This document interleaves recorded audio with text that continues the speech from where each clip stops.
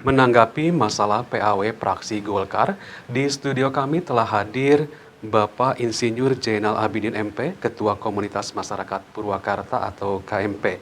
Langsung saja saya sapa. Selamat malam Bapak Zainal. Selamat malam. Terima kasih ya Pak ya sudah Baik. hadir di studio kami ya. Tetap selalu jaga protokol kesehatan ya Pak. Kita sudah social distancing di sini ya Pak. Siap. Sudah berjauhan jaraknya juga. Baik, terima kasih sudah hadir di Cipta TV. Siap. Sesuai yang tadi yang dibicarakan mengenai masalah PAW di praksi Golkar.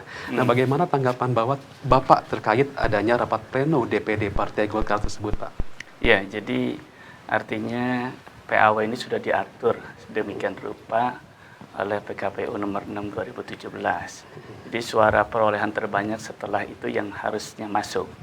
Jadi kemudian terkait dengan rapat pleno yang terkesan menurut hemat kami Ya. terlalu artifisial. Aktifnya seperti apa, Pak, maksudnya? Artifisial itu mengada-ngada atas kesalahan calon yang berhak menggantikan almarhum Bapak Ya. Agun. Jadi mestinya sesuai saja SOP-nya, yaitu guidance dan SOP itu adalah PKPU nomor 6 tahun 2017. Iya. Baik, ya, rapat tersebut membahas soal kemungkinan pemberian sanksi kepada Sulaiman Rusli. Nah, kita tahu bahwa Sulaiman Rusli adalah peraih suara terbanyak berikutnya ya Pak ya. Iya. Nah, sesuai peraturan KPU nomor 6 tahun 2017, maka Sulaiman Rusli yang berhak menggantikan orang yang di PAW. Iya. Nah, apakah rapat pleno tersebut berkaitan dengan rencana PAW itu, Pak? Iya, menurut saya ini yang saya maksud dengan sesuatu yang artifisial atau mengada-ngada. Mestinya kalau dia dianggap Sulaiman Rusli ini indisipliner dan macam-macam harusnya dari jauh-jauh hari, bukan pada saat momentum pergantian PAW ini. Ya, kenapa harus mengada-ngada, Pak? Seperti apa Ya, contohnya, Pak? karena nampak akan dicarikan penggantinya bukan Sulaiman Rusli. Apakah Ini sudah ada indikasi begitu Apakah ya. sudah ada, Pak? Ini ada penggantinya? dugaan ya. Dugaannya ini kasat mata. Ya, Kasat mata. secara kasat mata ya. Apakah Pak sudah ada penggantinya calon, Pak? Ya saya kira mungkin sudah dari DPD Kabupaten Purwakarta sudah ada jagonya.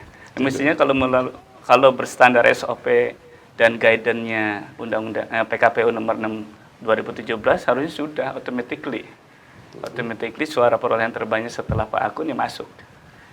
Ya, tidak mesti ada kemudian dibuat polemik. Bahkan ada terkesan saya belum tentu benar, tapi kesan kita ini artifisial ada mobilisasi dari kecamatan yang menyampaikan kelemahan atau dianggap Sulaiman ini tidak layak. Kenapa tidak layaknya itu seperti apa? Ya mungkin yang saya maksud tadi adalah yang dianggap tidak layak oleh kelompoknya DPD ini, sehingga Sulaiman tidak akan disodorkan menjadi penggantinya almarhum Pak Akun. Mestinya melalui SOP dan guidance PKPU tadi sudah tidak ada masalah. Dia harus automatically segera diajukan dan dilantik. Sesuai SOP ya Pak ya? Iya. Tahun 2017 nomor 6 ya Pak? Iya. Nah baik, menurut Anda jika Sulaiman Rusli dianggap melanggar aturan partai ini ya Pak ya, mengapa baru saat ini dipermasalahkan? Nah itu yang kita lihat, kenapa kalau dianggap melanggar partai nggak dari jauh-jauh hari kemudian? Iya betul Pak. Sehingga ini menjadi pertanyaan besar di publik. Ya. Publik melihat atas masalah ini adalah ujian bagi pimpinan DPD Kabupaten Purwakarta terhadap kredibilitas kepemimpinan sebagai ketua dan sekjen.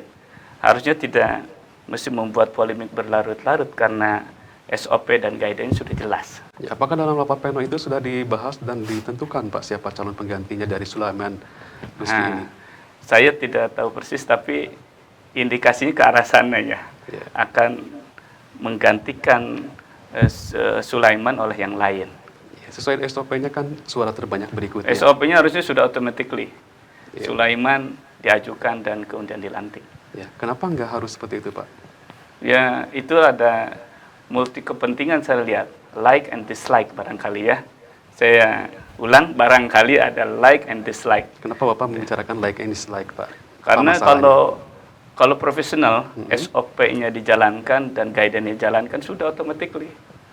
Dan Sulaiman ini sudah berjuang di beberapa waktu lalu dalam satu kesatuan tim, yaitu caleg di wilayahnya, bahu-membahu mengumpulkan suara.